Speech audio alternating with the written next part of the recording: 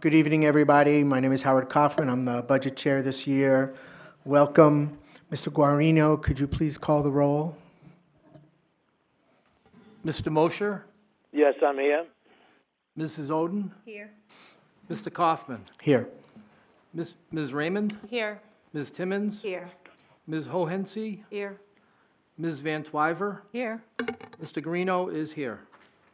Thank you very much. We have a quorum. Thank you. Let me just introduce what's going to happen tonight. This is our first of several, some might say many, budget meetings. Essentially, for the next several weeks, I would guess 4 to 6 weeks, we do have a schedule that we'll be reviewing in detail. So we're at least 6 to 8 weeks for the next 2 months. We'll be meeting on Wednesdays discussing budget. Various departments will come forward and show us areas of concern that they want to point out to us.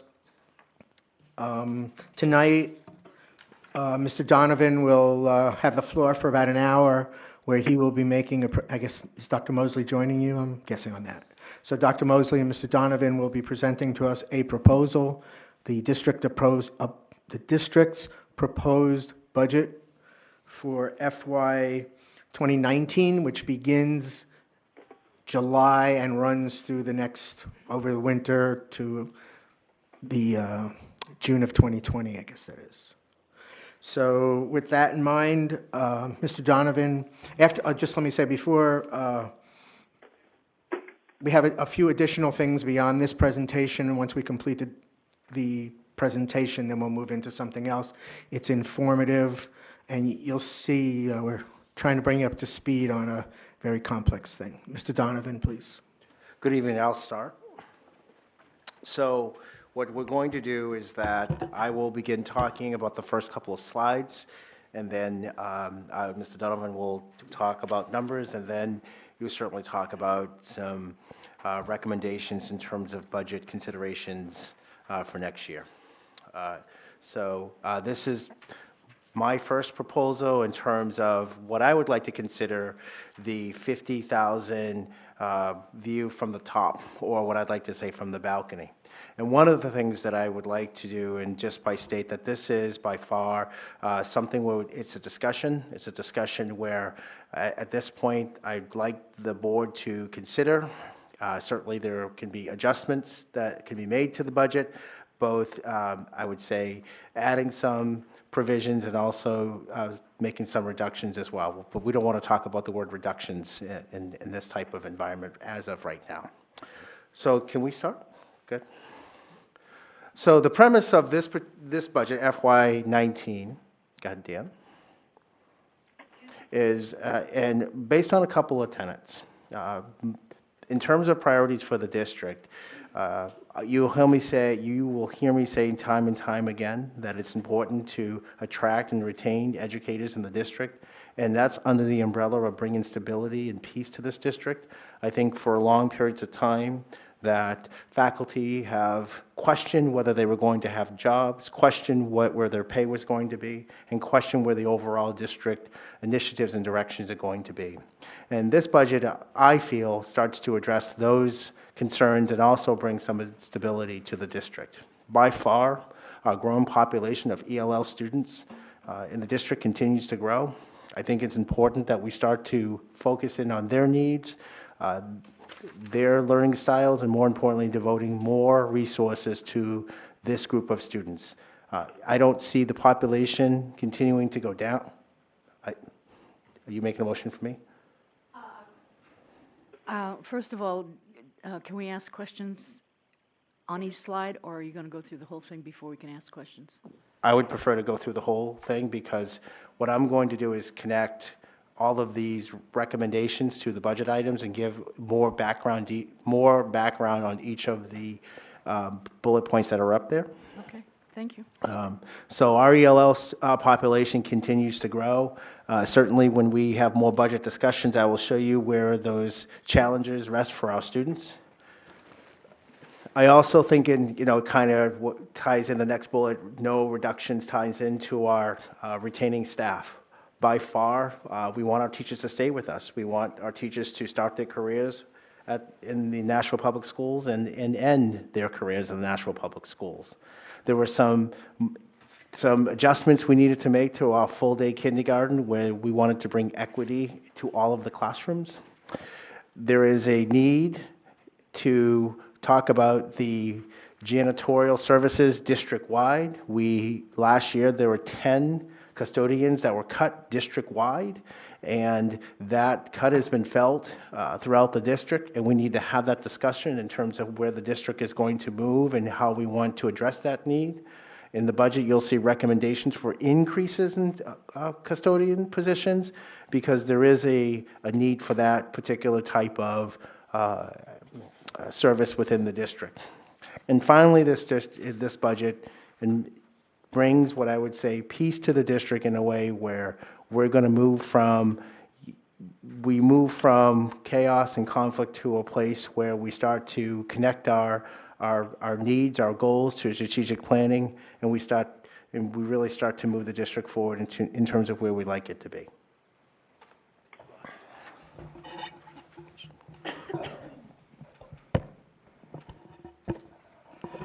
Okay, so now we'll get into the meat of the budget, so to speak, in a general sense. So typically I start off the budget sort of explaining, since the budget is a multi-pronged budget. So what I'm going to talk about on this first slide, this is defining the budget that we put together last year, okay? So the top line where it says the budget approved by the BOE, this body last year approved a budget of $106,687,000. If you take a look at the budget book that the city has, you'll see that number where it says school budget per city of $141 million. So people get confused. Well, if the Board of Ed approves 106, why does the budget book say 141? And it's mainly these two line items that make the difference most years, last year exactly. So there's $36,655,000 that was added to the school budget by the city to cover benefits, FICA, pension, all those things, okay? So those are managed by the city. They're added to our budget after they get all our staffing. After the Board of Ed has approved a budget, they will add that at the city level. When you see the final budget, it'll include that $36 million. That's what it was for last year. And then the negative number that you see up there, if we have a contract negotiation currently going on, or if we have a contract negotiation planned for next year, then we don't know exactly what the results of that negotiation are going to be. So what we do is we put in a reserve number for each of the groups, and it's put together. What the city does, if it's related to a union contract, if it's not a union contract, they keep it in the budget. But if it's a union contract, they pull it out and they put it on their balance sheet as a reserve. So it's more of an accounting entry, but that's one of the reasons why you'll have a difference. So basically, if you take a look at the other sheet that I gave you, it says budget summary by commodity code. This is a quick two pages. It's on one page, two sides. If you look down at the bottom, you'll see the 2018 budget. You'll see that 141,431. Mr. Donovan, do you have that as a slide that you can project for the audience? No, I don't. Okay, thank you. It wouldn't project real well. So, but just to basically show you that this is how it ties back in. That's what the budget was. Okay.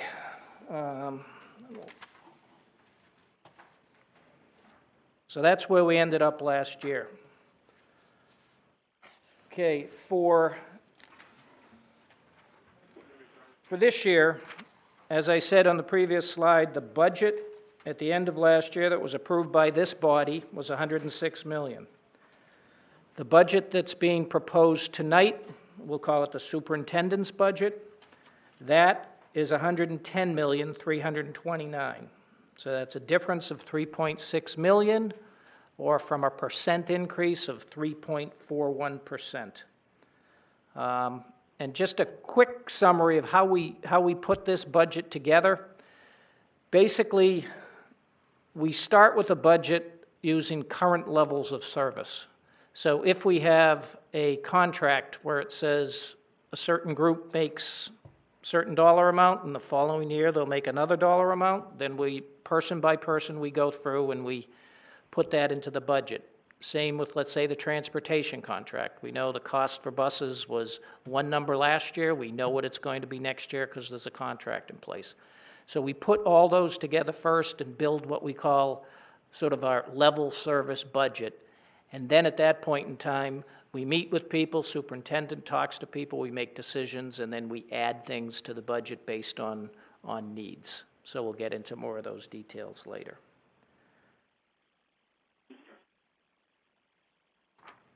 Okay. All right. I like to, when I do this presentation, break the budget, the 106 million last year, the 110 million this year, into two pieces. The salary budget, and then anything that isn't a salary. So the last year's salary budget was 84.4 million. This budget that we have proposed, the salary budget's 87.266 million. That's a difference of 2,783 or 3.29%. So the salary budget is 79% of the total budget. And it happens, that's what it was, it's in 2018, it's exactly the same number in 2019. That wasn't planned, it's just that's how it worked out. But I think you probably heard me speak before about it's typically around 80%. So of the budget that this board approves, it doesn't include benefits, as we've talked about. Salaries are typically around 80%. And like I said, this year and last year, this year and the year in this proposed budget, they're both 79%. And for your view, if you go back to that commodity code, all the salary accounts are the first ones in line. They start with anyone that starts with the 5-1 is a salary account. So the first one's wages full-time, it goes to 51990. That's an accrual, I won't get into that, but those are all the salary accounts. Everything else is a non-salary account.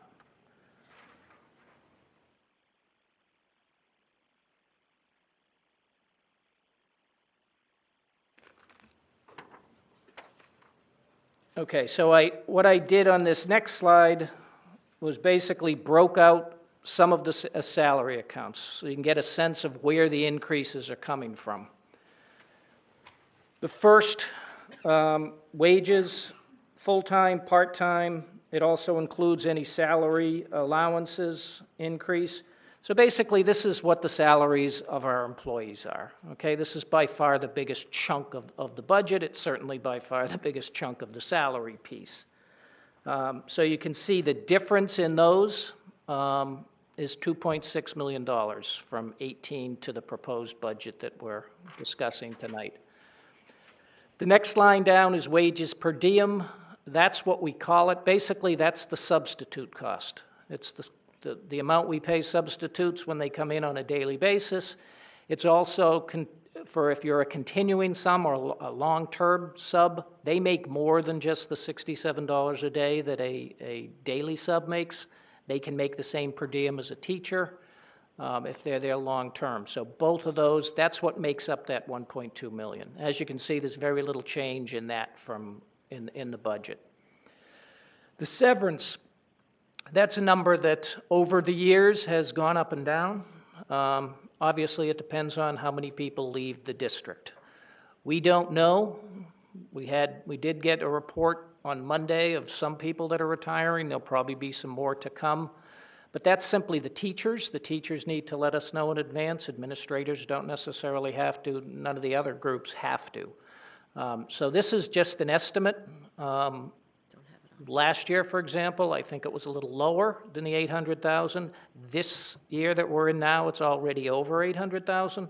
So it's a guess. It's really hard to come up with an exact number, but I figured I'd just keep the same number we had in the budget last year. Overtime, that's the next slide. Most of the overtime comes from sort of our custodial and maintenance people. There's other overtime that comes from the schools, but most of it's in that category. That's up slightly, but it's, we didn't really budget a big difference there. And then all the other labor accounts.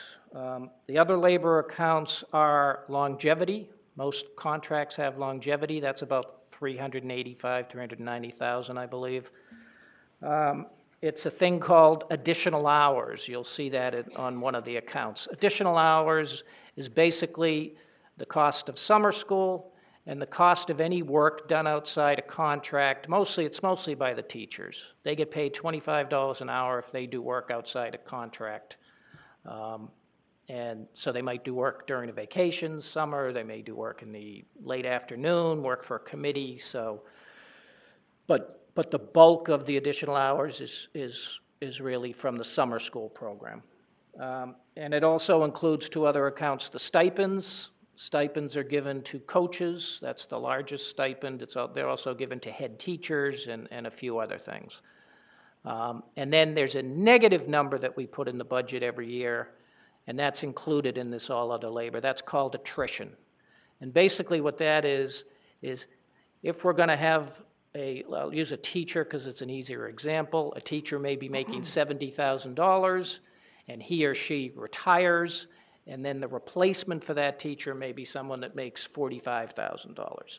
So basically the budget will save $25,000 because what I have in the budget for that is the teacher that's there today, because that's all I know when I put the budget together. So we put in a negative number. That's a negative 350,000. So if you look there, you'll see the increase in all those accounts is $130,000. 93,000 of that is from the additional hours, and most of that, 56,000 of that 93, is for the SPED summer program. And there's an increase of about 30,000 in the South High School budget. I haven't been able to find out exactly what that is. It was put in by the South High School. It's part of their allocation, so I'll find out what it is. But it's in there now. So that's sort of the detail on the salary piece.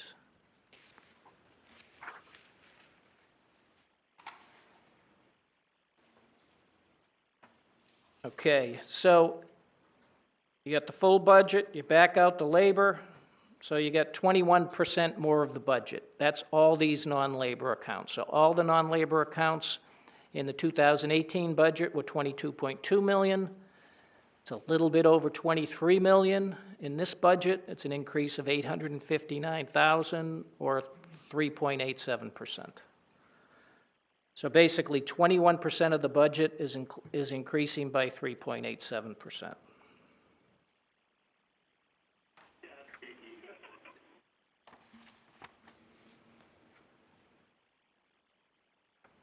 Okay, so as I've been referring to this two-page commodity budget, when you spend some time looking at it, you'll notice some accounts have changed more significantly than others. Okay, so what I try to do is say, all right, let's just go over what I call the significant ones. Typically, those are line items that change by more than $10,000. If you have any questions on any of the other ones, feel free to ask, and I'll get you the information.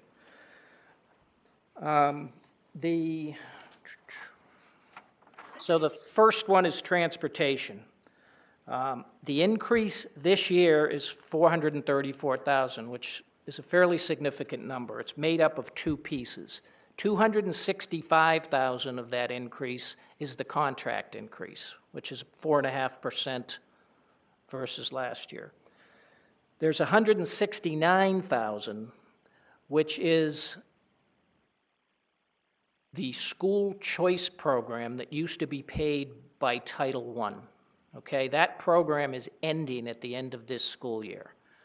The Title I program was, we were charging the equivalent of a couple of buses to the Title I program. Well, we can't charge it there anymore. We still have the buses, so those costs have to come back to the operating budget. Okay? And it's not like with this school choice program, we took buses and we said just school choice kids can go on them. That wouldn't make any sense, right? We had multiple kids on these buses. But we were able to charge some of the cost of our transportation back to the school choice program. Since that's over, we can't do that anymore, so it comes back to our operating budget. Okay, out-of-district tuition. Right now, we have a $200,000 increase to the budget. We should really have more than that. That can be a discussion as the budget goes on. If this budget is approved as stands, that's about $4.9 million. We spent $5.5 million on this line item last year. Projected at this point to spend pretty much the same amount. We spend a lot of time on this during the year after the first couple of months of school. We do a review student by student. We look at a lot of data. It looks like we're headed towards another $5.5 million a year. So that's an item I would love to get higher, but I didn't want to put all the money into just one line item. But I just want to make you all aware about that. That is the one item in our current budget that is the most troubling because we don't have the right amount of money in there. Okay, the next one, pupil support services. That's an increase of $70,000. What that is the special education students. There's OT and PT, or occupational therapy and physical therapy. We use outside contractors to do that work. Most of the $70,000 increase is not a price increase we're getting from them. They will have a slight price increase. Most of it's a need for more services. So our children require more services from these providers. That's where most of the increase is. Okay, dues and memberships is up $26,000. Basically, there's two things that are pushing that up. This budget has the New Hampshire School Board Association in there at this point in time. We have it in at $10,000. I think it might be slightly less than that, but. And it also includes $16,000 for the assistant principals. The assistant principals at our schools used to be part of the New Hampshire School Principal Association. That was cut out of the budget a couple of years ago. So it's in this budget as it stands now. The next one is the rentals. Most of that $27,000 increase in the rental line is what I'll call a placeholder, $25,000 for the Brentwood program. Obviously, there's still more work to be done there. I put in $25,000. We don't know at this point how much it's going to be. We will know more over the next month. So the good thing is we're still going through this process, so if we need to adjust that up or down, we have that ability.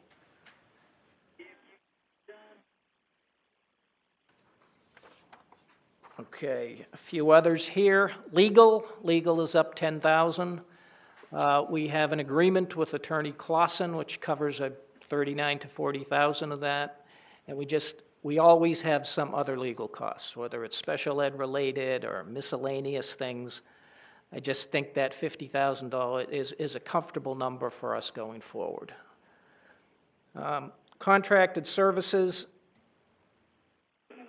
Most of this increase is from the technology budget, and he has reductions in other lines, and you'll see that in the next slide. So. What I was able to, Rick Fahrenkoff will come and show you the whole budget, but what I could see were the two biggest pieces in his budget. One is related to the new phone system. There's about $110,000 related to the new phone system. And there's about another $110,000 which is for access points. So you'll see later he's buying fewer computers. He's putting in more access points. So it's really just a flip between computer hardware and contracted services, that part of it. And the The HVAC maintenance, we signed a new agreement. We actually signed it last year. We added a school, and the costs at the high school went up. We have two providers, Control Technologies and Siemens, who take care of a lot of our HVAC that we're unable to manage ourselves, so to speak, so we have these maintenance agreements. And they are up by 18,000, like I said, because we added the school, and one of the costs at the high schools went up. So that's budgeting to what the contract is. So basically, if you add up all the significant numbers, there's like 1.38 million there. And then significant line item reductions. So I took a look. There's fewer reductions than there are additions, which is typically the case. The computer hardware is down 125,000. Like I mentioned before, I think basically what Rick has done, his total budget is the same as it was last year. He's just moved it around. So he's going to be buying fewer computers, desktops and laptops, et cetera, and he's going to be putting more money into the points, the access points. Okay, this is other contracted services. Basically what that 20,000 is, we're required, our two high schools and our CTE program have to go through certification processes. I believe it's every 5 years.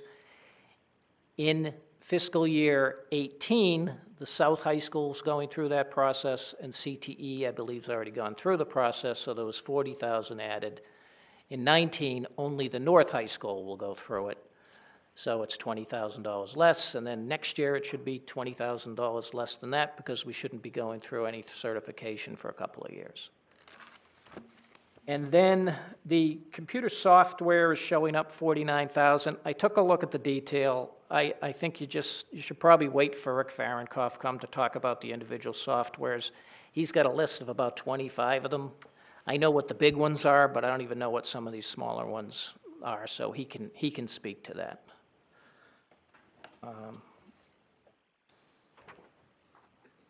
Okay. All right, so I just got two more I'll speak to before I turn it over to Dr. Mosley. So we've broken down the increases to the budget into a few different areas. One area is what we call increasing costs at current level of service. So these are the costs that were sort of increased. It's things we're already doing, but the cost for next year is higher. So as I mentioned earlier, the transportation increase, 265,000 of that is a contract increase. That's going up. As I mentioned, the Brentwood rent, that's a placeholder. That could go up, could go down. We don't know yet, but I put in 25,000. Out of district tuition, 200. Would love it to be more. Plant operations equipment. That's a specific list of equipment, and when Sean Smith comes to talk about his department, he will list, there's a list there of the specific items that are pretty much on their last legs. Sean would love to be able to replace equipment on some sort of a cycle, but we just don't have the money to do that. We replace equipment when it's pretty much gone, kind of like some people do with their cars, right? The next line, it's a small number, but I thought I'd bring it up because it's something that's a little different. We have been, lately with textbooks, we buy fewer textbooks. We end up creating our own through online materials and things like that, so especially for math, so they create workbooks. But we do them ourselves, so the teachers or will gather the materials for their first, second grade, whatever the case may be, and they'll go and they'll print out a bunch of things. But what it's doing is it's costing us more money to print these items out. The schools themselves are picking up that increase right now through their allocations, but the click of cost to copier is going to be higher, so I basically just kind of put that in to let everyone know 4,000 is not going to kill us one way or another, but it is something that, because of the change, the way we're doing textbooks, we're buying fewer textbooks, we're doing copies, that's where you'll see an increase. We saved when we bought the textbooks, but we're going to pay a little more going forward. The special education summer costs, that's what I was talking about before with the increase in the additional hours. That number was chosen because that's how much they overran their certain line items this past summer. I did speak with special education. Chris Breen will be here next week to speak with you. We're hoping we can reduce that number, but at this point, that's what we have in the budget. And the last one is it's more of an accounting thing. Back 2 years ago, this board added a counselor at the high school to deal with drug and alcohol. It was put in at the very last minute in June by the board. It was $50,000. By the time, if you're trying to hire a counselor in June for $50,000, good luck. We weren't able to do that. So what the deal was, we worked with the youth council in Nashua. They have provided a counselor for us. But last year, it wasn't put in the budget. So last year, the two high schools used some of their allocation money, $25,000 each, because they both, this counselor works at both schools, so they took it out of their allocation line. I just don't think it's fair that they should have to do that this was something that was missed in last year's budget, so I'm sort of putting it back in the budget. So assuming we still want that service, I think it really should be an adjustment in the budget.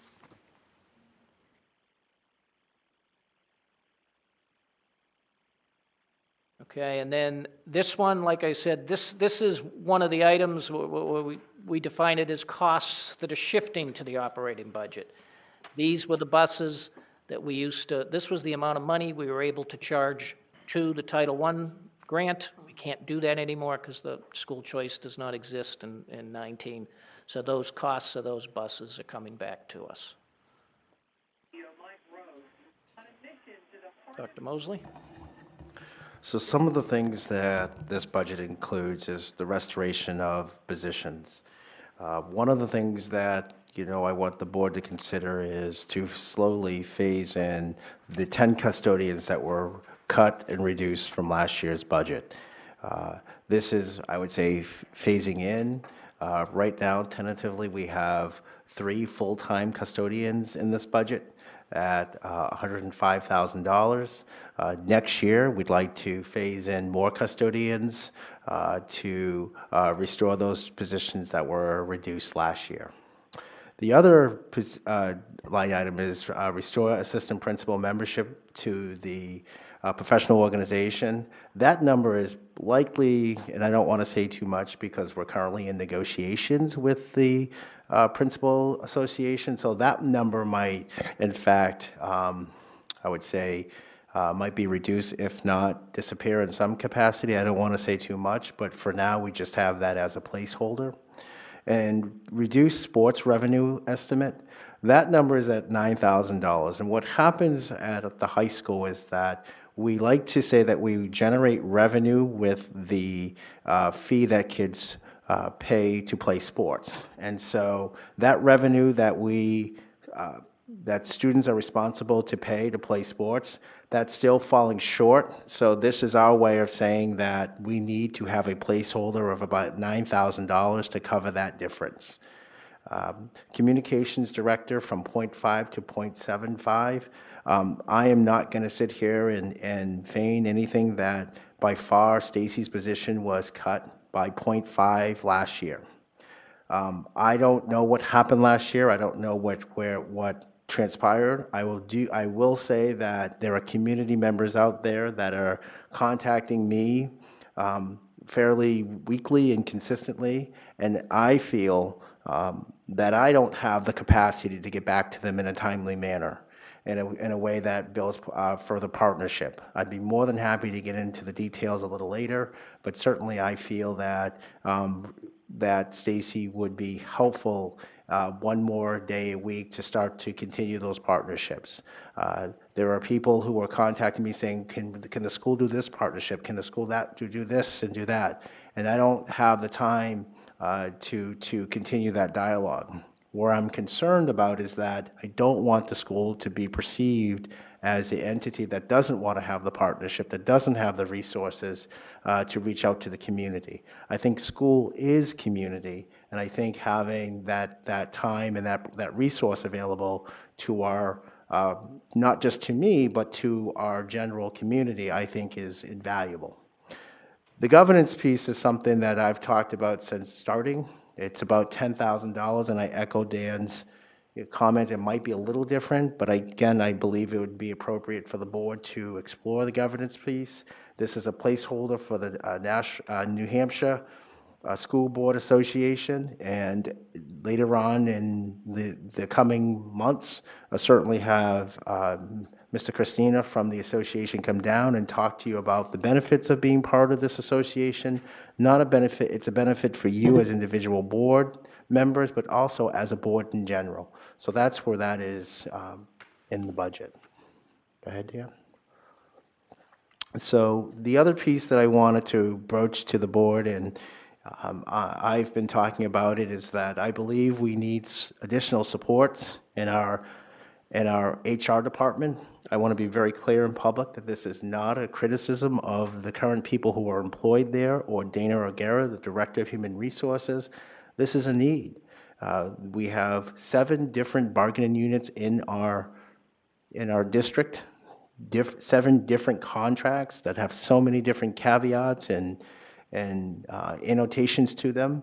And over the years, with the change in the state changes to retirement benefits, people coming in and out of the district transitioning, we need this extra support in the HR department. ELL, I had proposed hiring 2 more ELL teachers in our district. Our ELL students and families need this additional support. Where they'll be placed will definitely be the need. I wouldn't be surprised if I'm advocating for more ELL support in the coming years. By far, Nashua is experienced, and this is a good thing, the diversity of our ELL families coming to Nashua, being a part of our community, and I believe it's important for us to respond and be supportive to what they bring to our city. Paraprofessionals, positions for the kindergarten. This is something that I thought that it would be important for the board to consider. District-wide, there is an inequity in terms of para allocation and staffing for our kindergarten classrooms. This is not a criticism of anyone. It's just something that I want to bring to the board's attention. So, for instance, if you have 4 classrooms, and I'm using this as an example, that in some cases you don't have, there are schools in the district that have more para support in the kindergarten classroom than other schools.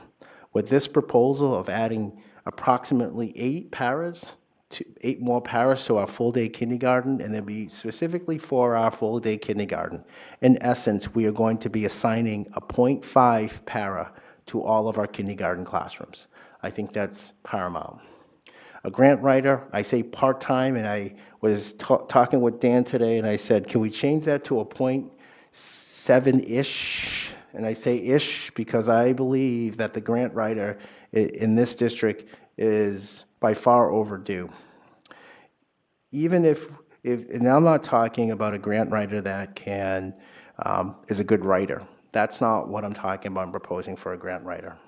A grant writer is someone that has the skill set to really sit down and understand federal and state guidelines, to really go after aggressively grants that would certainly defray the cost of many of the programs and activities that are currently going on here in our district. This is a person that has accessing resources, and not just accessing resources, but also networking district-wide, networking with our community members, building partnerships with Stacy and our local communities to really go out and do some great things. Building partnerships with our directors. There are so many different technology grants out there. Bill and Melinda Gates is just one example of Microsoft that we haven't even touched or explored as a city that could definitely benefit from such a grant. You need the person to be able to sit down and write the grant, to research the grant, to reach out to these organizations. And I believe that this is an investment, even if it goes up to about $45,000-ish, you'll get back more than what you invest. I was working in a district when I worked in a former district, there was a grant writer that made $110,000. And some of you may think that that's $110,000 for a grant writer, but this grant writer also brought in for the district $1.5 million each year. It doesn't take long to do the math on that one. So that is by far an investment that I want the district to consider. Finally, school psychologists. It's been quite some time since special education has hired a school psychologist. We are in a different era now. We're in an era where we have a drug crisis, the opioid addiction. We have foster care for our kids. Many of our kids come to the Nashua Public Schools as foster care students. We have students who are experiencing a great deal of trauma that is beyond just what we would consider normal. They're coming to us in great need, and we have a variety of students with social emotional needs. And so adding this school psychologist is by far a benefit to the district. I would also like to say that having the school psychologist also allows us to provide services in the district, which allows us not to explore outside district placements and really give students their educational needs in the district. So those are my recommendations for the district in terms of personnel. Hello? Plan ops, this is supplies. I mean, these are, over the years, we have not, we've made do what we've had. At some point, you have to start making slow investments back in, or critical investments back into supplies, electric and plumbing, and that's just a proposal of $12,000 to do that. Oh, that's it? Oh. So, and just kind of summary a little bit. This is a preliminary budget that we want the board to consider. There's a lot in here that we're proposing. My parting words would be that we're asking for consideration of these line items, and I believe that these line items and the programs and the vision that is proposed in this budget will foster some peace in our classrooms, will engender some peace in the stability of our teaching force. So we're asking for this paradigm shift in a sense that this is a budget that is student-focused, that addresses the changing population of students in our schools, and also really provides us the guidance to move our district forward. Thank you.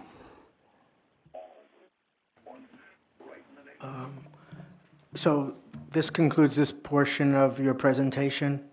Okay, so what I would like to do, if I may, is open the floor for questions to board members, specific to let's start with the presentation first, work our way from the beginning forward, and we'll just walk each page, and if anybody has a question on a specific page, please raise your hand. I will do my best to call you in order. I see Ms. Van Twyver is ready to go. Ms. Van Twyver. Thank you. Dr. Mosley, on your first slide, it says the superintendent's budget management team provided the feedback. Can you tell me who was on the team? Yes, the leadership team at the district level, so I would say Bob, Director of Student Services, Dana O'Gara, Director of Human Resources, Director of Special Education, Assistant Superintendents. In turn, the Assistant Superintendents also reached out to building principals. Building principals also had conversations with assistant principals. Dan, myself, I'm just trying to think here. It's what I mean by team, it's everyone in central office, our leadership team in terms of data specialists that we supervise. Yeah. So there was not a nucleus of people that met regularly? We meet regularly every single week on Thursday. So Thursday? we meet regularly, just to kind of back up here a little bit. If you're talking about meeting as a leadership team, we meet as a leadership team multiple times throughout the entire year. So for instance, I meet with the union president once a week, and I get his feedback in terms of the needs of the district. I meet with the leadership team every single week to get their feedback, the leadership team at the district office. I meet with the principals every single month to get their feedback. The data team met 2 weeks ago to get their feedback on the budget. So it's not just one meeting, it's meetings every single week leading up to, every single month leading up to this presentation. Thank you. Are there any other questions on page 2? Seeing none, move to page 3. Are there any questions from the board to Dr. Mosley or Mr. Donovan relative to page 3? Do I see, Ms. Raymond? Thank you, Mr. Kaufman. Do you have any rough numbers on our ELL learners? I know Mrs. Timmons and I have been touring the schools. We've seen 4, and my kind of rough estimate so far of those 4 or 5 schools is over 500. How is that compared to what we actually have? Do you know? So I do have those numbers. When the Director of Student Services comes to present, we'll present those numbers, but certainly we'll get those to you.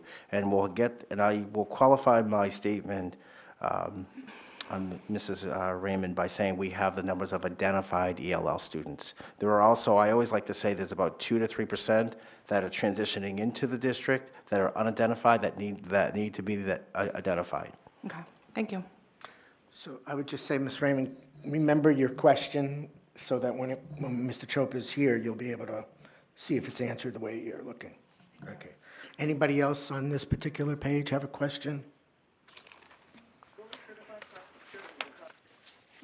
I would just want to make a comment about the kindergarten paras.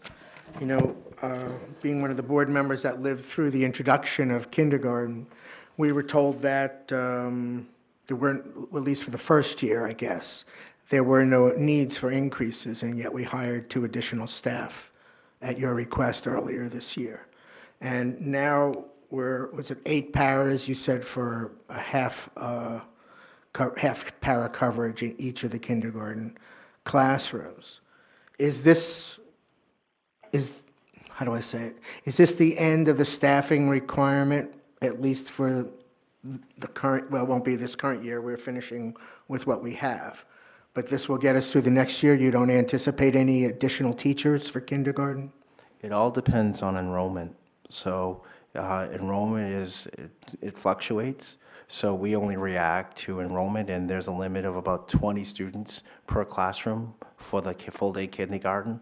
And so we'll have better numbers in the summertime to make that determination.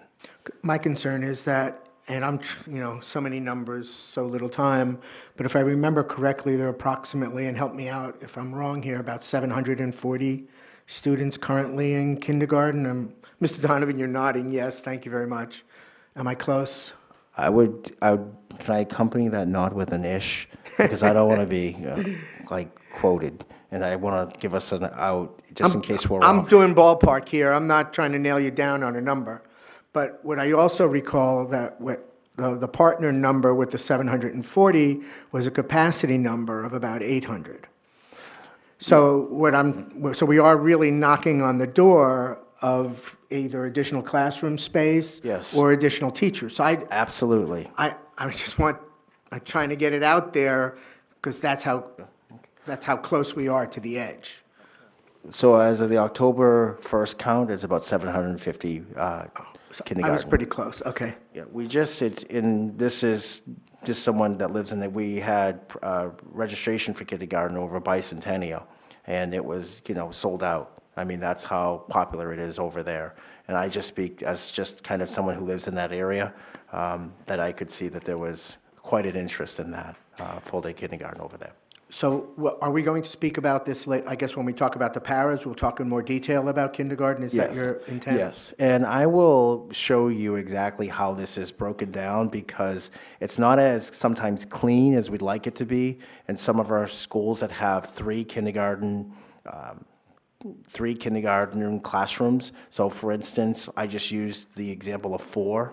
But you'll see in some of our schools that you'll see 3 classrooms, but 2 paras, you know, 2 paraprofessionals. So it's hard to kind of break it up. And so it's like a point, like 5.6-ish, you know what I mean? So you can't like add another para to like a class. You have to kind of divide it up equitably. So depending on the school, the ultimate distribution of para gives each of our kindergarten classrooms a 0.5 para throughout the day. Thank you. Are there any other questions for page 3? I don't see any. Page 4, please. Anyone have a question for Superintendent Mosley or Mr. Donovan? I just wanted to ask one question, Mr. Donovan, on this number, the transfer. When you spoke to it as a reserve account, that the city's holding that because they want to make sure they keep it so it's not spent. And is that also considered encumbered? Is that a different term? That'd be a different term. Okay, thank you. That's all. I don't want you to go deep. I just wanted to, just for my own understanding. Page 5. Yes, I see you, Ms. Van Toiver. May I just say, when Mr. Donovan started, he made reference to this as the superintendent's budget. So I think as we go forward in our deliberations, this proposal, let's all try to use the same terminology on this document so we'll know which one we're talking about. Ms. Van Toiver. Thank you. Dr. Mosley, we normally get a letter from the mayor telling us a recommended percentage increase for our budget, and I don't remember seeing that, but is this 3.41 within that percentage that he would recommend? We received the letter from the mayor at 2.1. 2.1? Right. Could we get a copy of that letter, please? Yes. Thank you. We'll put that in the book that you get next week. Thank you. Anybody else? Thank you, Ms. Van Twyver, for that question. Moving to page 6. Any board members have a question? Seeing, Ms. Hohensee. This is for Mr. Donovan. I'm just wondering if this number for salaries includes our anticipated increases for our other negotiations that are pending? Yes, it does. And do you have, well, could you, when you give out the budget book, could you point out that line item number? Because from the first to second year was in a different part of the book, so it would be helpful to know where it is. Sure. Thank you. Any other questions on this page? Let's move on to page 7, please. Anyone? Ms. Van Twyver. Mr. Donovan, could you clarify the all other labor accounts, the 130,037? You said it was 93,000 additional, and of that $93,000 additional, 53,000 was part of that for SPED? Is that right? Yeah, well, what I was trying to explain there is the increase of 130,000 in that all labor account, Yeah. 93 of it was from the account called additional hours. And of that 93, 56 was the SPED, Okay. and 33 was the South High School number that I need to get a better answer for you on. Thank you. Is there another question by any member? May I ask Mr. Donovan, again, my memory is getting old, but is this severance number the same number that we used in the, when we approved the union contract the other night in that analysis? Is this 800,000 the same that was in that analysis? The 800,000 is the same number we've had in the budget for the last 3 or 4 years. The union contract has some changes to severance, but they won't take place for a few years. Correct, they're really at the end of the, they don't take effect until the next Exactly. contract, really. Yeah. But I just want to be sure that, I thought the number, I don't have it in front of me, I don't know if any member has the paperwork from the other night, but I'm just, well, I'll do some checking when I get home. I was just curious, perhaps you knew if this is the same severance number that was used in that negotiation. I remember the, what is it, the longevity numbers in the 300,000, so that one I recognized, but I was just curious if the severance was in fact the same. Any other questions? Let's move on to the next page, please, 8.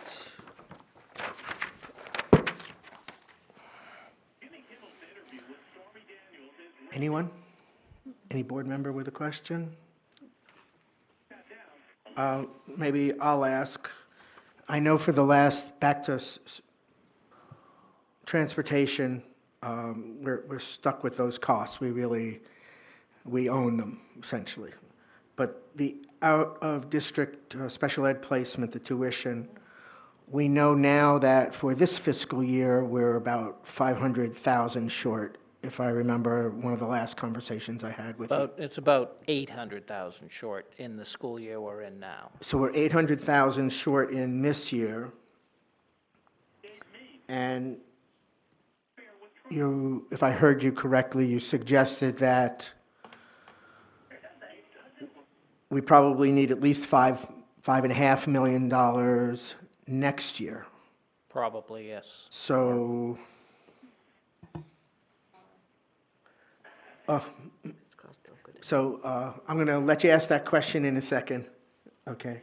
So, I know you live with this every day, and I think it's part of the reason why you and I both are shining on the top of our heads. This particular budget item, we have absolutely no control over. It's mandated by the state, much like transportation is, and we're stuck with finding money to pay for it.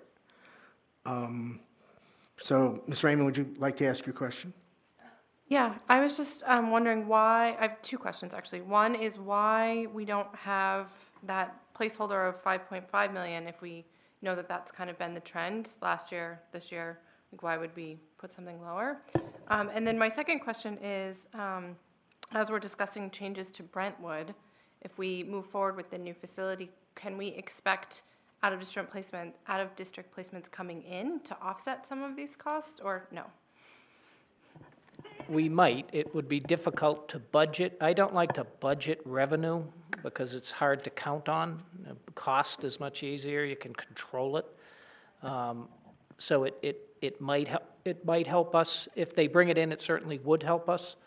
Though to be honest with you, I don't want to get into the accounting rigmarole, but it would be handled through a different account. But it would certainly help us, and we could then make some changes. Out of district, the costs for a couple of years were around 4.7 million or so. Two years ago, it jumped to 5.2, and then last year it jumped to 5.5. We just haven't been able, in the world of Nashua budgeting, budget up that high without having to take other things out. That's been the reality. So, you know, if it was up to me, I would just put it at 5.5 million. We'd be in great shape. But that would increase the budget by a lot more than 3.41. So. But the irony is, we still have to. He magically finds the money by the end of the year. I think he has one of those copy machines in his office. No. Anybody else have a question on page 9? I have a couple of observations I'd like to make. Certainly about dues and memberships. Considering how tight the budget is, I believe this, I'll just say it now, I see this as an extravagant expense. One of the things I don't see in the budget, which is an item that I would like to see, is substitute teacher pay. We've gone through a lot of discussion this past year.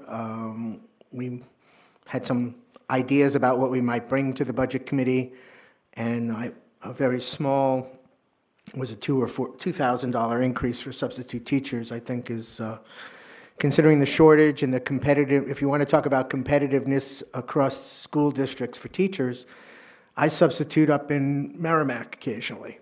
So they pay $65 a day, and after 20 days of service in a given year, or once you get that 20-day minimum, your rate goes up to $75. And to my state, some of them know I'm on the school board down here, and I had one of the substitute teachers who's been in Merrimack a long time. She said if you guys went to $75, that she would come down. So we would draw other resources that we don't have in our pool now.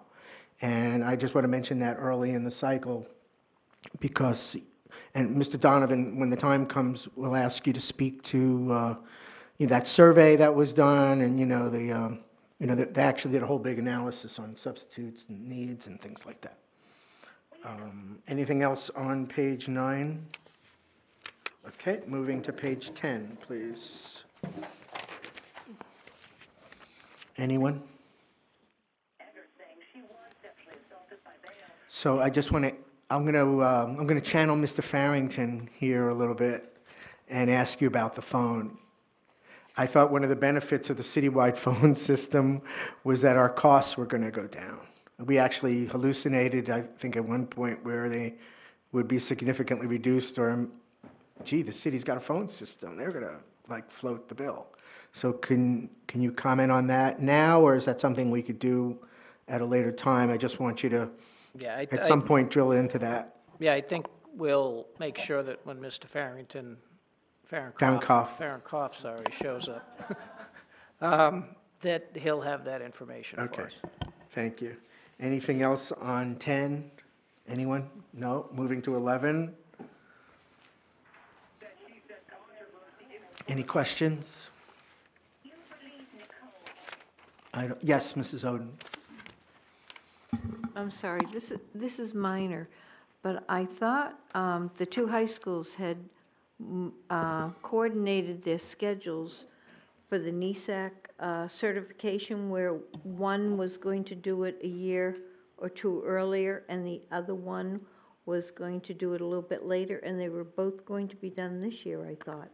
No. No? Okay. No, the CTE and South are both this year. North is next year. Okay, thank you. Any other questions on page 11? I don't see anything. Let's go to 12, please. So here you see that out of district tuition again.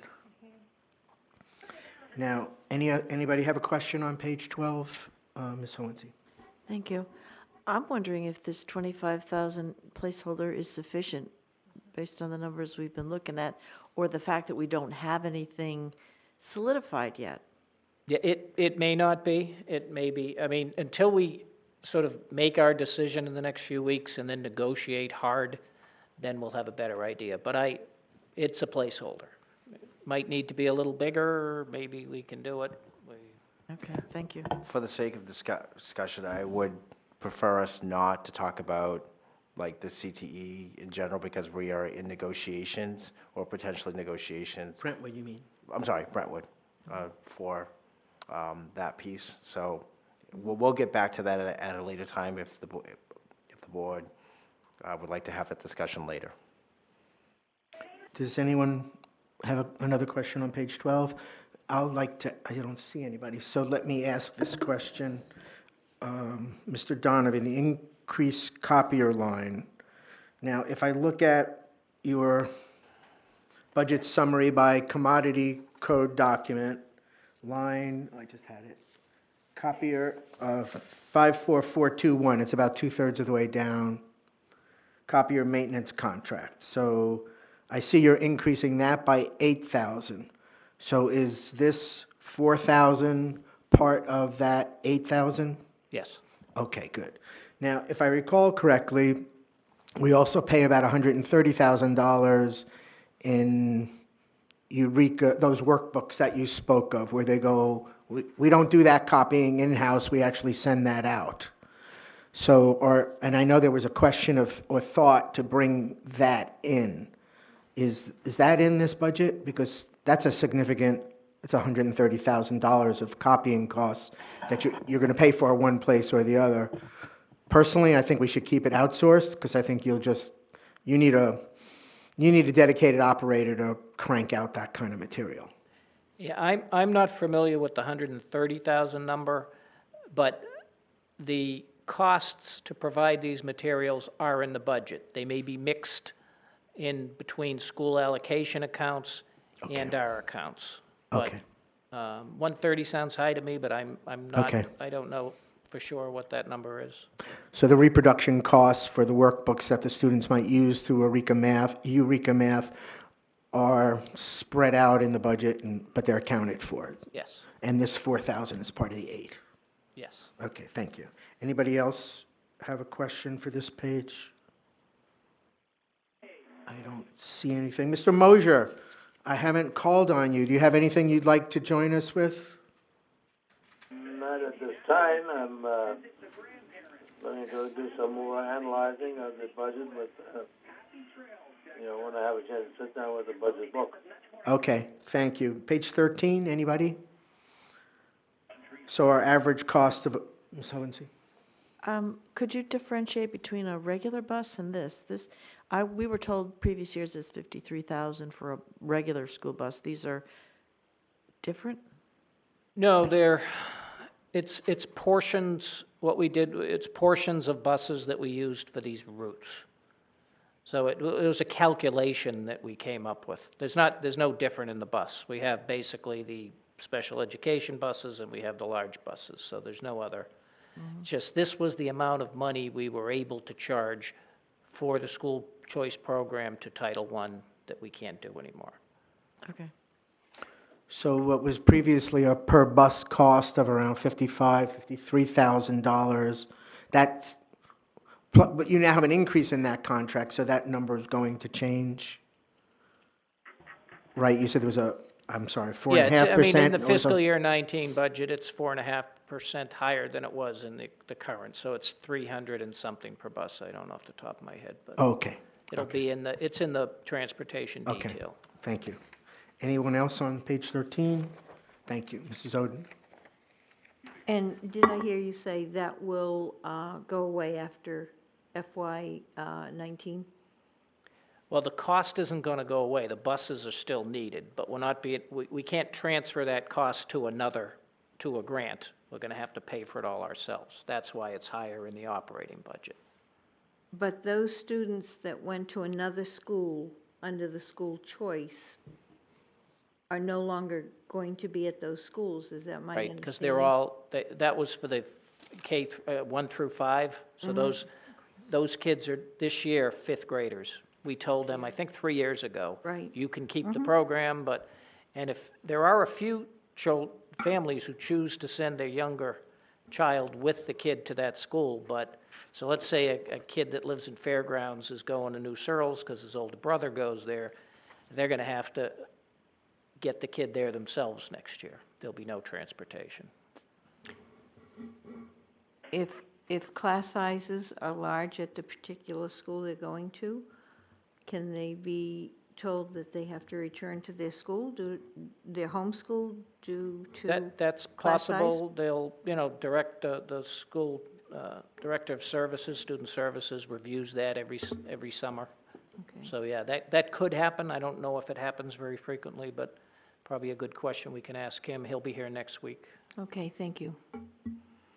Any other questions on page 13?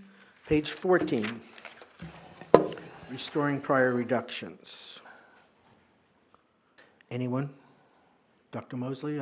I just want to add that and I think Dan alluded to this several times, there's a couple of placeholders in this budget, and I just felt encumbered, and we felt encumbered that we wanted to make you aware of these placeholders, and certainly some of them, as we go through this process, we'll start to see some reductions depending on negotiations, depending on where the board would like to go. So certainly, in item where it says to restore their membership, that's something that we're currently talking about with the principal bargaining unit. But for the sake of discussion, we just wanted to put it in there and make the board aware that this was on the table. Anyone have a question on 14? I'll throw one in then. My recollection was that Mrs. Hines actually, in her capacity, This is to upgrade Mrs. Hines' position, correct? Mrs. Hines works .5, and I just want to add that, and I want to give the board a clear understanding how Mrs. Hines, I don't know how Mrs. Hines was used in the past, I really don't. So I will only speak to how my administrative team uses Mrs. Hines, and certainly, we can have that discussion. Primarily, Mrs. Hines works as a liaison between the school and the community. Anytime that want to do community partnerships. So anytime, for instance, like BAE reached out to us, the person that facilitated that connection and really got that planned and made those communications, and I say it's not just once or twice, but it's ongoing throughout the school year, was Mrs. Hines. In addition to that, Mrs. Hines has been very helpful during her off time in facilitating communications around release, whether it's cancellation of schools, that one particular situation where I lost power and I couldn't get to a computer or anything like that because I had trouble connecting. She was more than willing to help me out and take that text message, and she didn't have to do that.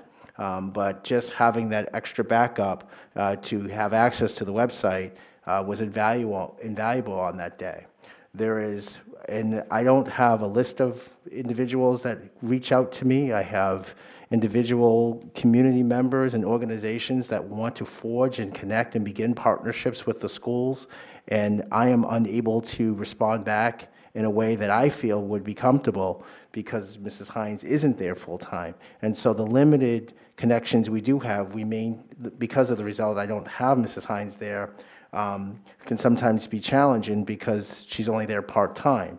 So we continue to, and I would like us to strengthen partnerships with our outside community and to make sure that that we don't lose anyone, and we also are receptive to the community. She doesn't work as my personal assistant. I don't have one of those. I work as my own personal assistant, so that's not the role that she plays. It's strictly communication. It's strictly community outreach, and certainly when the time is right, I can certainly give more details and information in terms of the projects that we and Mrs. Hines have been involved in. Actually, I'm not questioning the need. Oh, okay, I'm sorry. It's just, But Sure. my recollection was that in the past, Mrs. Hines also provided a grant writing Yes. function. I don't- So I know what, I believe that's true, maybe. Yes, okay. So other board members recall that. So I'm look to the next page where you're requesting a grant writer part-time, and I'm saying we're increasing Mrs. Hines' hours potentially. So this is grant writing role is something she's done in the past. Would that be part of her extended role now that she'd have more hours? I don't, I don't think that would fall in her responsibilities. And that's no disrespect to Mrs. Hines in any way. It's just that the job of working with a city like this is it's a full-time job when it comes to the schools because we have 11,000 students here. We have, many functions going on. We have many community members who want to connect and be part of those functions. We also have community members that don't necessarily know what our schools are doing, but actually want more information on that, and they reach out to me, and I'm not able to get back to all of them in a way that I feel comfortable as the superintendent because I don't have the time to get back to those community members that are seeking that information. In terms of a grant writer, this is, I want to be very clear to the board, this is, I'd like you to pencil this in a one-year proposal. And a one-year proposal in the sense that if this position does not yield what I'd say the financial benefits in 1 year, it's not going to appear there, and I would recommend getting rid of it immediately. I'm also very confident that if this position is funded and we find the right person, this person is a grant writer. This is a person that brings a very specific skill set That's exactly what they do. They're not necessarily, the best example that I can give you is that Amanda Bastoni, our CTE director, got a $10,000 grant for the drones program. I know if we had someone devoted full-time, we can double that easily. I mean, that would be, we can find those partnerships. We have organizations out there that look at Nashua and they want to be part of our community. I can see writing a joint grant with many schools and teachers that would really bring in a source of revenue that would easily bring in a substantial amount of money that even if you invested $45,000, I'm very confident with the right person, you would see a return double that. Thank you. Any other questions on either 14, anyone, or page 15? I just want to agree with Dr. Mosley about the grant writer. Having worked for nonprofits where there is no money and you have to ask people for money, grant writers can be worth their weight in gold for the amount of money that they'll bring to an organization. I personally would love to see a full-time, but I know that's not feasible at the current time. But I just want to make the plug for that, especially given the small grants that we've gotten this year with our teachers giving extra time. I just really think that we should prioritize trying to do that, because if we can have more money coming in, then we have more services for our kids. So that's all. Thank you. Dr. Mosley? Just want to preface this for the record. I said 0.5 to 0.7-ish on that grant writer. Well, we're going to hold you to the 0.5 because that's what's in here, and there ain't a lot of money going on here. So, just kidding. Okay. It's gonna be Just what the for board gives you. consideration. I'm just making that for the record. And Dan was giving me a hard time this morning because I wanted to change it, and he said no. Thank you, Mr. Donovan. Any questions for page 16? I can tell you, oh, yes, Ms. Timmons. Mr. Kaufman, on the additional resources and personnel, on the ELL teachers, Where are you, please? on page 15, I'd like to see that bumped up at least 2 more ELL learners based on the climate and what I've seen in the last week. I just want to put that on record. I don't think 2 ELL teachers are sufficient for our district. So I'd like to see that increase. Ms. Hornsey? I have a question. These are 2 additional ones. How many do we have already? I think that would help Ms. Timmons understand. We can get you, a couple of things. We can get that to you next week, but just for the sake of discussion, I know Mr. Kaufman requested us to investigate adding or investigating increasing the funding for substitute teachers. The way that I hear Mrs. Timmons' request is the same thing, like investigate adding 2 more teachers as well.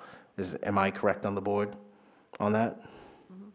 That's my assumption of it. Okay, so I will treat and respond to Mrs. Timmons' request the same way that I will treat and respond to Mr. Kaufman's request.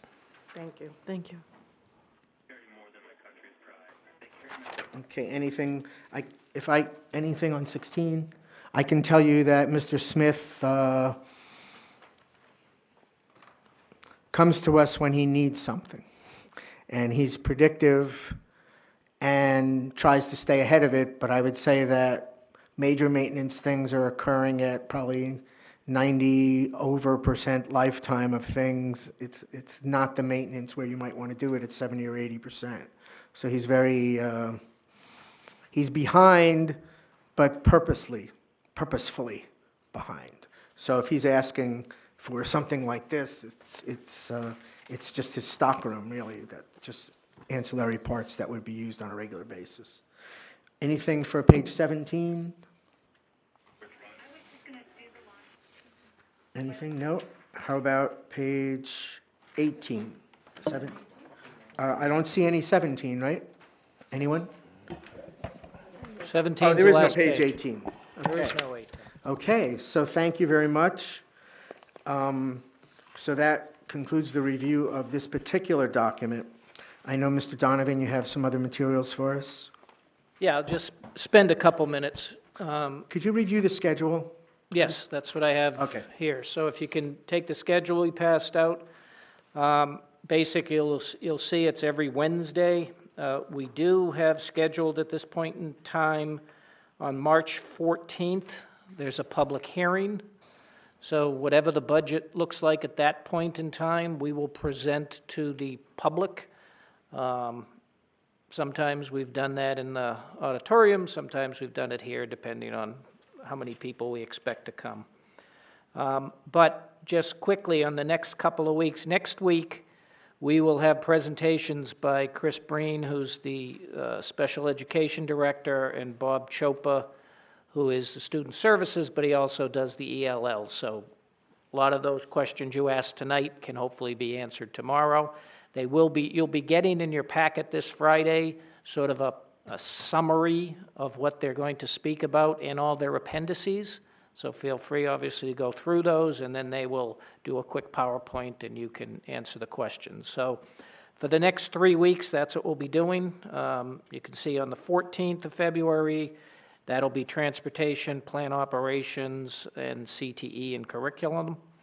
And then on the 21st, it'll be athletics, technology, any other non-instructional costs, but that'll be most of it. And then basically it'll move to this board, and this board can start deliberating on what they'd like to do with the budget. Obviously, if there's any changes between now and then that Dr. Mosley or I might come up with, we'll share them during this 3-week cycle. Before you go on to your next discussion point, I would like to ask you, I have a personal interest in the remedial aspects of what we do. Where in this agenda is that included, or could we include it over the next couple of weeks? I'm not sure who would speak to that. I'm not sure what you're referring to. If it's remedial, then we're talking about curriculum evaluation and that personnel. So are you looking for data on that, or? What I'm thinking about, last year during the budget cycle, if I remember correctly, we were told we spend about $1.7 million a year in resource. We have $1.7 million worth of resource applied to remedial work, remedial activities at the district. I would like to learn more about how that money is spent, what the allocation of staff is. I realize every child has its own personal need for remediation. This goes back to that little test program that ran from March until June, where even though it wasn't very well structured and it was,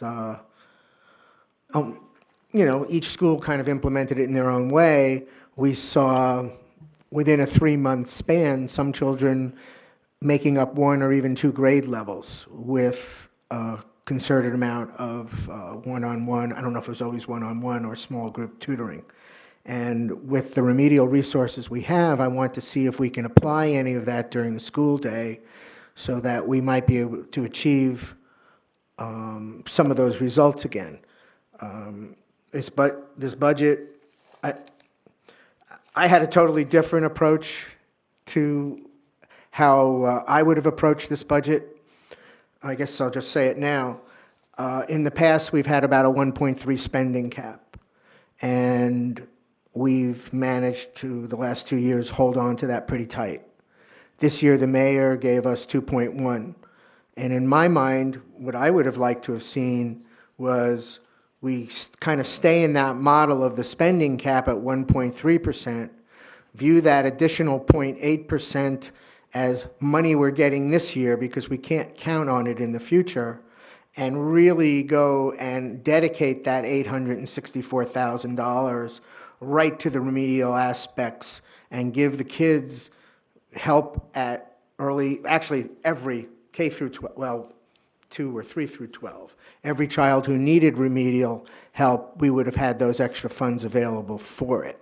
Now, the budget that you've proposed doesn't even, you've taken it a totally different way, but I would like to have an explanation and understanding of the remedial work that's done, if you can, please. Is there, yes? I'd like to reemphasize that too. I was kind of disappointed that there was nothing in here for special work towards improving math and reading skills.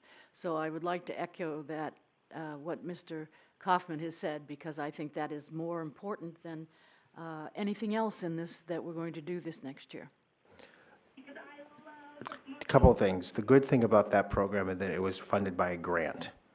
I don't mean to be, there are kids in this budget. They're ELL kids, and they're not going to be forgotten in any way.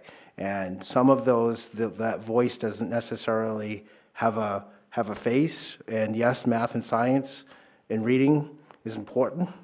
But in the city of Nashua, we are growing in the diversity of our kids, our ELL students, and they have not had the attention in previous budgets that I would like to see.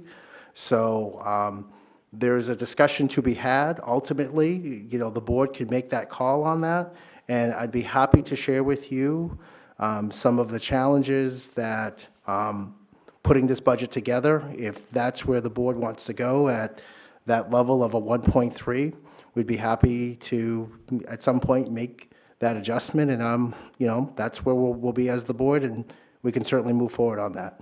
But in terms of talking to the leadership team, in terms of talking to our faculty, in terms of talking to parents, in terms of talking to and understanding where those language barriers are, I feel that it's important to have a discussion around the ELL curriculum in this district and making sure that those voices are heard. So I just want to share that perspective. Thank you. I'm not insensitive to the needs by any means of ELL students, parents, and community. Maybe, I don't know what percentage our ELL students are of the whole district, 10, 12% perhaps, I don't know. But I'm concerned about okay, so let's say you have 10% population ELL, and we know they need some special services, okay? And then we probably have the AP kids and the honors kids, which make up maybe another 30% of the district. So we've now accounted for 40% of our students who have coverage and assistance. The honors kids, you just get out of their way and they're going to be fine, right? But let's say there's 60% of the kids who aren't getting A's and B's, who are struggling, who make up, that's why we have such terrible scores in math and reading and writing, is because the general population of the school, not the ELL and not the students who are self-sufficient, but the remainder of them are caught in between. And those are the kids that I'm really worried about. I believe that special ed and ELL and the kids with reduced lunch, those kids get covered, okay? I'm worried about the kids who fall outside the special little boxes, who make up the bulk of our students. And that's really the student population that I want to ensure is not forgotten. So I don't want to forget about ELL. I'm all for it. I coach people in speaking English pronunciation, and I've worked with people from over 20 countries, so I get it. It's an income stream for me. But I do want to ensure that we're not forgetting about the rest of the kids in the district. Does any other, Ms. Hohensee? Thank you. I want to thank whoever put this schedule together, because we have a public hearing and we have some time for deliberations before that. Last year, it was kind of rushed, and we had things in the budget that we were listening to feedback that even the board wanted to adjust, and this gives us time to personalize it before we get a lot of flack. I don't see the flack necessarily as likely we did last year, but it does give us a lot of latitude, more latitude. I was just wondering, is there any way we could get this information that we were handed today in our packets? For two reasons. Number one, it's our rules. We're supposed to be able to look at things for 3 days before our meeting. And the other would be for Mr. Mosier. Unless he got this information somehow, he can't participate. And maybe that's why he's got the football game or whatever that is in the background, because he doesn't have the same information that we're dealing with. The answer to your question is yes. Thank you. I do have a question for the board members. Do any of you have an area of interest that you would like specifically addressed in the budget presentations that may not be on this list as we see here tonight. This would be a good time to speak up so that the administration can gather information and we can schedule it into our meeting schedule. Mr. Guarino? I just have a question about that. I have a question for you, Mr. Chairman. You were talking about remedial, going back to that question about you want to see more money go into remedial. I remember that particular grant that you talked about. Some of this, and you said you wanted to see more of that money go, for all the schools and not just ELL, but there were a couple of schools where they only had like 2 or 3 students that participated in that. So it wasn't really spread around that well among the schools. And I was looking for that data, but I can't find it. So I'm just trying to get a sense of when you say remedial, you want more money to go into that area as to, you're talking about math coaches, because things like that, because we did have a parent who came here, and she was concerned about, math coaches. Actually, before I was on the board, she was in the audience. So I just want to get a sense of what you're talking about when you say you want, to see more money go in that. Okay. So, Let me see if I can try and answer you. The illustration I used was intended to show that even in a very unstructured way, applying extra help to kids in need produced good results, period. I was just pointing out that happened here last year in a very unstructured kind of, which I thought made it a very interesting kind of developmental idea, because different teachers use different materials, different schools use the materials they had, but they all seemed to bring, more people rose, the kids increased their abilities as a result of whatever approach, and I think it's great. I'm not trying to dictate how the teachers go about remediating, how do you get them to work better with multiplication or whatever the problem might be. I'm interested in making sure we apply resources that whatever student needs it, they get it.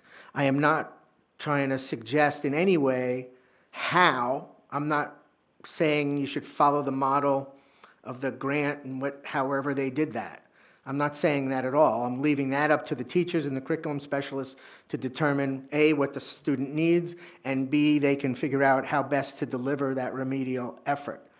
So please don't tie me to the way the grant was implemented or what the demographics and what schools were covered. That's why I'm very clear. I want every student who needs it to be able to get it. And to take away the boundary that the grant actually imposed, that it had to be, geographic and couldn't travel, and there were also pieces of limitation to that, and that's why I said during the school day, because that particular program was an after-school program, which puts a burden on transportation and parents and things. So I just want to see what kind of extra help they can get. And teachers were paid for extra hours that they did. We talked, our student council members, I believe they said they were interested in they might have some student volunteers to help students. So I think there's a lot of opportunity for us to look at here.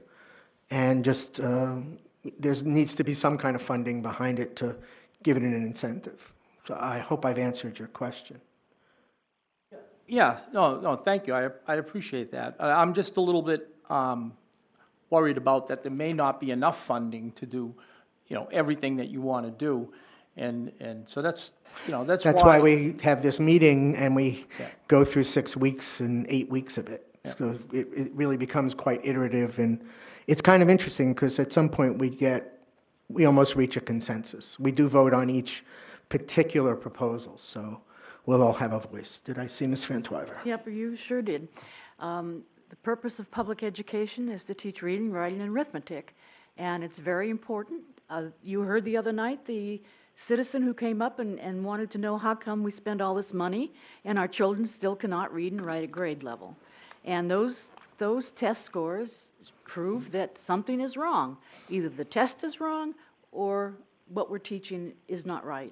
And it seems to me, and I have said this on every budget meeting, that the most important thing is for us to be able to teach these children how to read and write. So I was disappointed. The curriculum committee will be looking at that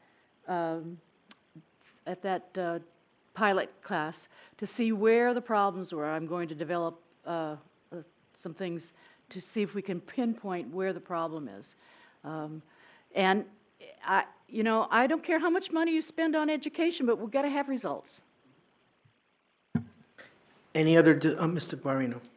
No, I agree, but there may be some overlap between what you're talking about and what Dr. Mosley put in the budget. For example, the ELL may actually, kind of be an overlap in that. So if we ignore the ELL needs and then we try to put money, in these other resources, if you had a Venn diagram, that ELL would fall in the same, the same universe of what you're talking about and what Dr. Mosley's talking about. No, I'm not arguing with you, Ms. Van Twyver. I agree with what you say, but. Well, thank you. If we can determine that ELL students are not the ones that are bringing down the only ones, what percentage of that group they are, I mean, that needs to be discovered.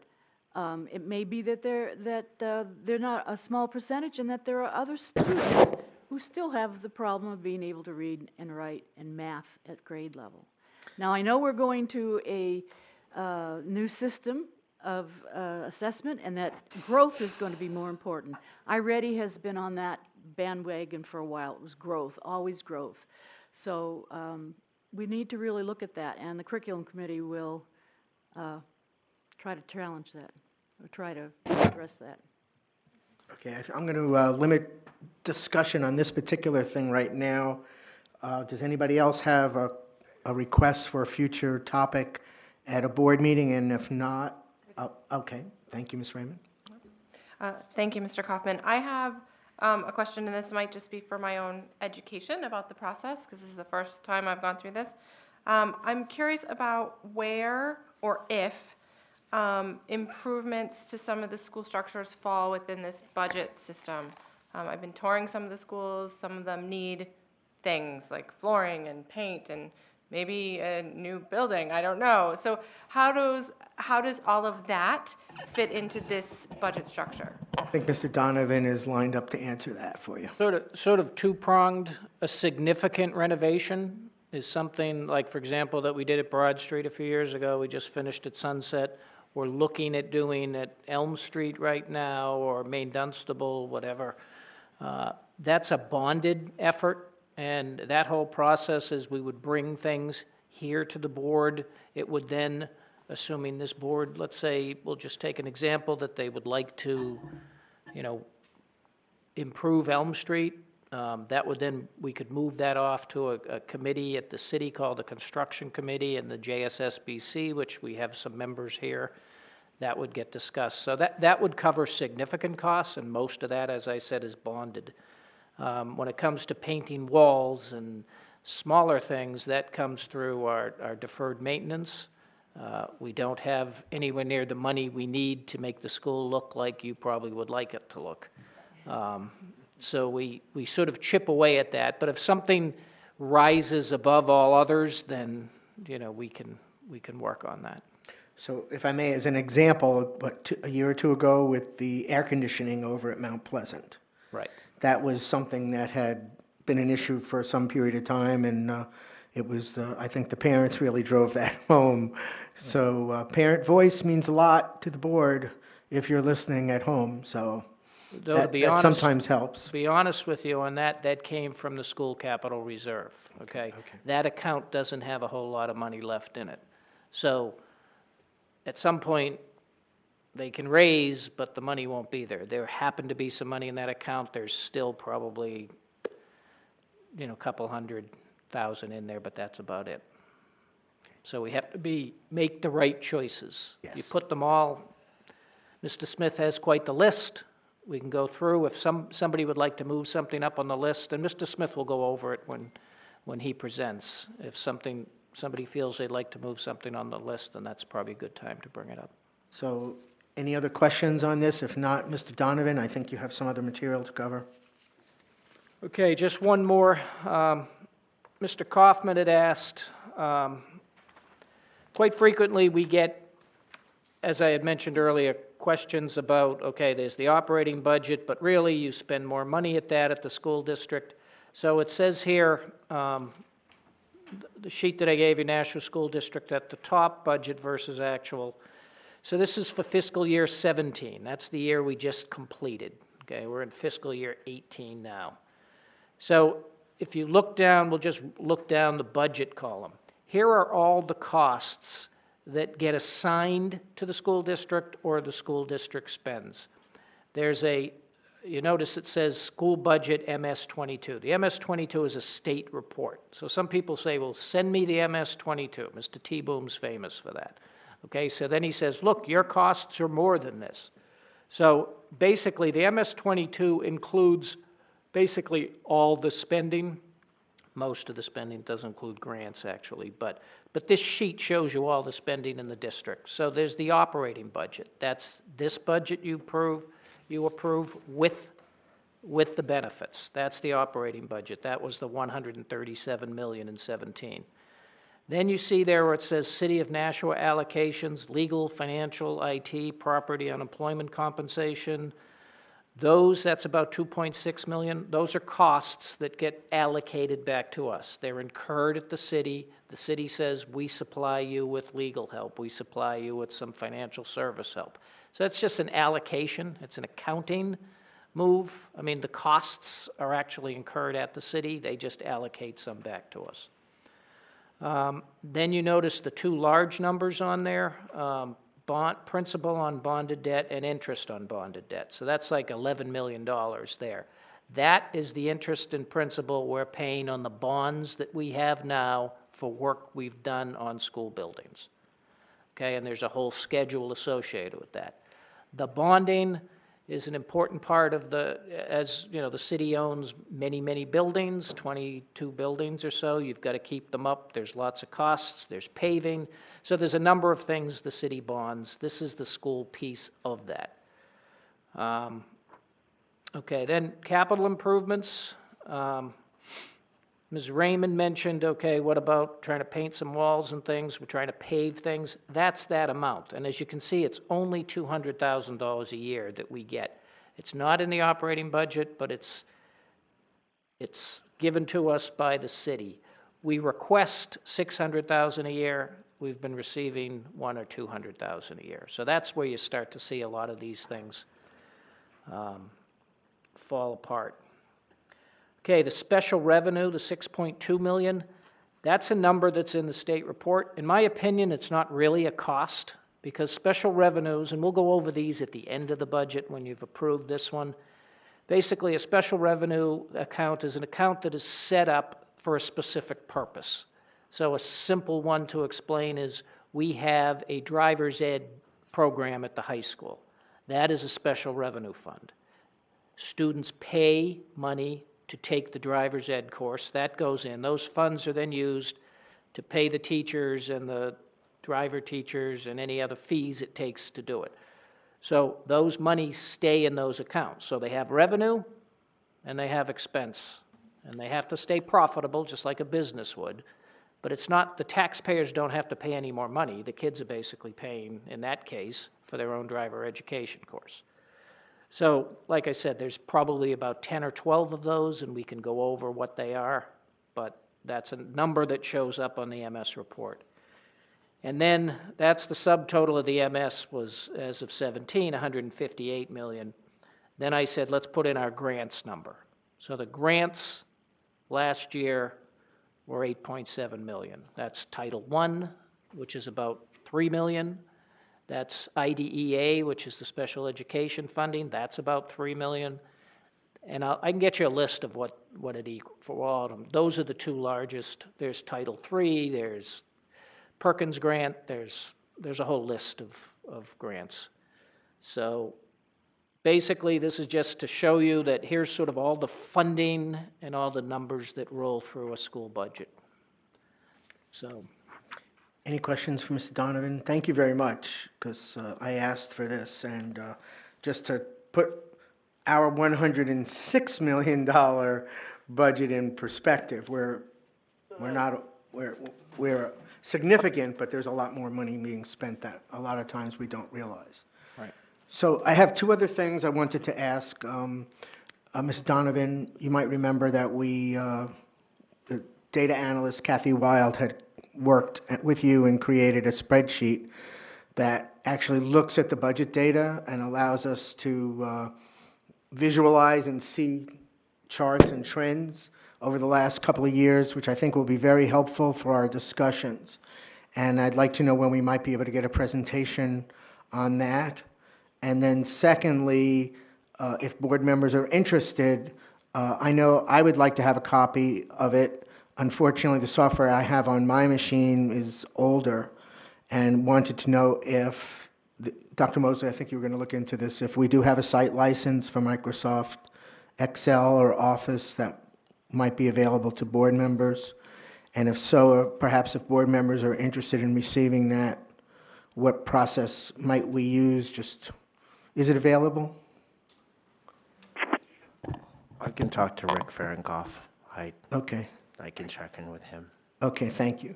And can we have that presentation next week on the spreadsheet? Probably, we may not have time. Just to give you a quick update, I did speak to Kathy Wild today. She was in the office. And she went to what did she call it? A tech palooza or something like that. Something Okay. that I probably would never want to go to, but. Well, if you knew Kathy, she Yeah, no, I probably know enjoyed Kathy. it. She enjoyed herself immensely. But she's mentioned that she may be able to take the existing file that she created in Excel and move it over to Google. Okay, so And it'll there's be a new- available to But there's a everybody. new thing within, okay, just letting you know whether it, so I'm So we'll meeting get an with her. update on that. So hopefully next week, I'll meet with her and we'll get some sort of an update. Oh, that's good news. So that would make it available to everybody. We don't have any software issues and stuff. Would Dr. the Mosley? second- Would the Excel still be available for those of us who don't like Google? I guess. I need to talk to Kathy. Please do. The spreadsheet is available, Ms. Van Twyver. Yes, but if you go to, is she going to be able to maintain both of them? And Excel, because I don't like Google. Sorry. I've been in the business industry for 40 years. I know Excel. Ms. Van Twyver, I absolutely agree with you. So, but let's see where we can head. But I think it's important. It's a great resource. When you see a demonstration of it, you'll see it gives us, and she's got it with just charts and shows the trends. So it's very helpful to us especially when we get into long-range planning. Any additional comments or questions by the board? Dr. Mosley? Just for clarification purposes, for the next presentation on February 7th, you'll see the special education and the director of student services.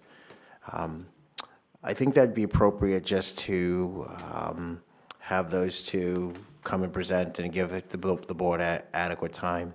In addition to that, as contract negotiations unfold with some of our other bargaining units, we may see some reductions in the budget as well. So just this is a very organic process that we'll continue to have discussion until we hone down and get to where we'd like to be or where the board would like to be. Thank you. I'll just try and summarize. Ms. Raymond, I'm going to ask you for information in a second. So the recollection of at least action items that I have noted here, one, we'll get an update about Kathy and the spreadsheets, availability, Google, whatever. Ms. Timmons asked about 2 additional ELL teachers. Dr. Mosley was going to look into that. I asked about substitute teacher funding, and I guess I wasn't specific, to get us up to $75. And maybe just follow the Merrimack model, where for the first 20 days you get $65, and after you've made a commitment to the district, you're reliable, they boost it to $75. And I know, Ms. Raymond, there was a question you had asked that I asked you to remind yourself of when the people come. And I just want to know if that's an action item or I don't want to lose it. Ms. Van Twyver? Could I also suggest that between now and the next meeting, if anybody has requests, that they go through the chairman of the, That's fine. I'll be happy to take them. And when Mr. Guarino and I met last week with Mr. Donovan and Dr. Mosley, I specifically asked the question, who should answer the questions that come to about this process? And I certainly, Mr. Hollowell had the expertise to answer that and was very good about taking that responsibility away from Mr. Donovan. But I'd be happy to receive the questions, but I will be forwarding them to Mr. Donovan, who is graciously. So send them to me, and I will forward to Mr. Donovan. We'll just try and limit it to maybe one email instead of 9. And just remember that the request, I'll keep a list of all the requests. There's a very little chance I'm going to be able to keep up with every single request on a weekly basis. Sometimes the requests take a bunch of time. We still have a lot of documents we're working on now to get to you. So it will be put on a list. You will get it, but if you ask for it week A, you may not get it week B. It may be week C or D. Thank you, we understand. And I guess there's one other thing on the action item list, had to do with remediation. Yes. Understanding, okay, you have that one. Okay, I'm going to do, well, are we, any last-minute call here for members of the board to have a question? Comment? Quick comment? Nope. Seeing none, I'd like to adjourn. Ms. Hohensee? I'll move to adjourn. Second. Move to adjourn by Ms. Hohensee, seconded by Ms. Van Twyver. I guess I should just be, discussion, Mr. Mosier? Yes? We lost track of you a little bit. Do you have anything you want to add before we vote on our motion to adjourn? Well, the only thing I can say is I'm glad I'm not an accountant. So, Mr. Guarino, if you please roll call. On the motion to adjourn, Mr. Mosher, Yes? Mrs. Oden, Yes. Mr. Kaufman, Yes. Ms. Raymond, Yes. Ms. Timmons, Yes. Ms. Hohensee, Yes. Ms. Van Twyver, yes? Mr. Guarino, yes. The yes has it. The meeting is adjourned at 8:29.